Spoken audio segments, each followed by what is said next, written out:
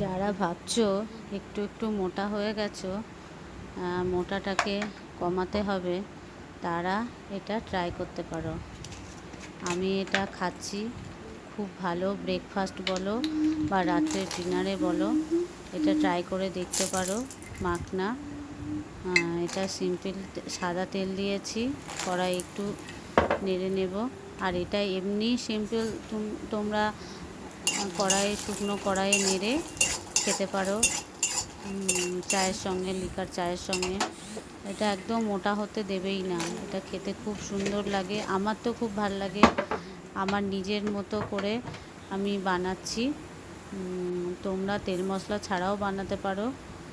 আমি এটাতে তেল দিয়ে প্রথমে ভাজতে দিলাম, আর তারপরে দিয়ে দিচ্ছি হলুদ একটু, সামান্য সামান্য একটু বিট নুন দিয়ে দিলাম, একটু ছোট ছোট করে টমেটো আর পেঁয়াজ কেটেছি দিয়ে দিলাম।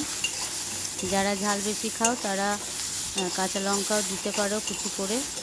তো আমি এটা লঙ্কা দিচ্ছি না, আমি যেহেতু একটা ম্যাগি মশলা দেবো সেই জন্য এটা দিচ্ছি না। ম্যাগির মশলাটা দেওয়াটাও যদিও ভালো নয়, তাহলেও একটু টেস্টি হবে বলে আমি আরেকটু দিলাম ম্যাগির মশলা, সামান্য একটুই দিয়েছি। যদি কেউ না চাও নাও দিতে পারো, আমি সামান্য একটুখানি দিয়েছি, বেশি দিইনি।